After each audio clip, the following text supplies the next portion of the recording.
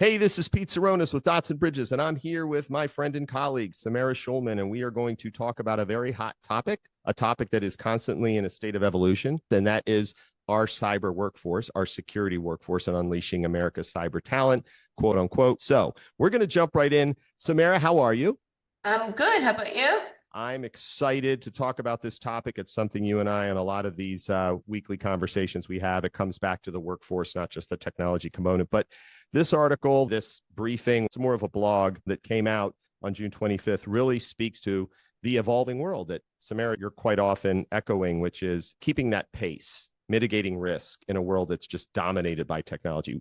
What do you see in this that resonates in your world? Pete, if you know anything about me, you know I'm all about the workforce. I'm so interested in building the right teams, having the right people, getting people skilled up, everything involved workforce shortages, how the landscape starts to change and will continue to change. So there were a lot of things in this blog entry on onehouse.gov that really caught my eye. It's saying the National Cyber Education Workforce Strategy was released a little over a year ago. And they call out some successes. An unprecedented 35 departments, agencies participate in a working group and share best practices now. OPM is modernizing the federal hiring process and embracing skills-based hiring, and that they've identified federal investments to provide more Americans with opportunities to access quality hands-on learning and training programs, such as cyber clinics and over 100 organizations. Those are awesome successes. Then they point out that there's still a lot of things to do. I'm going to do these out of order, and we'll end with the one that I really caught my eye. Need more teachers, training programs, and equipment for hands-on learning. Absolutely. But if anybody's reading the headlines, we all know that we need more teachers overall as well. So there's that. Many of the best solutions are unique to each community. Need to continue to empower locally driven efforts. Absolutely. We've talked before about the PMA, the President's management agenda that was put out a few years ago, and having the workforce reflect Americans from all over. It's so important. Love that the government is focusing on that and working hard to get programs and cyber education programs into different communities and just throughout the nation. The one that really I thought was fascinating, and I love the wording that they used on this, was many Americans haven't considered a job in cyber.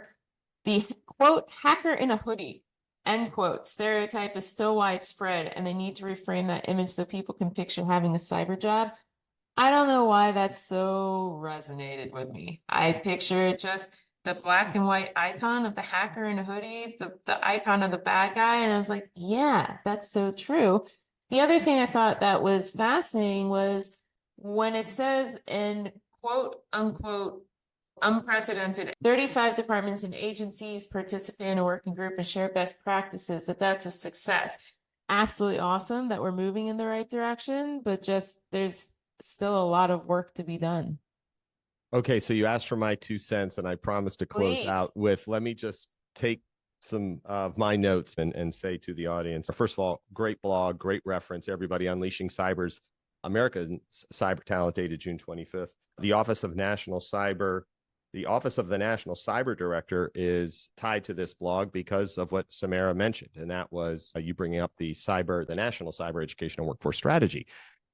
At the end of the day, you hit on the points, and I like to seeing that the government is engaged, but the yeoman's effort, or the yo person's effort, to bring communities together, talked about that quite a bit. Cybersecurity, or more importantly, security, to me is an umbrella now. And the hacker in the hoodie thing really resonated as well. There's a brand, there's an image, the dark side, the dark web, the black hats, there are white hats. And I think cybersecurity has evolved and is evolving into something that is, hey, I don't have to be a coder and be the hacker. I can actually be in there helping look at analytics. I can be helping understand where there is risk, producing information so that agencies and businesses can be better prepared. Actually, I'm going to just say shout out to you, Samara, as we close out.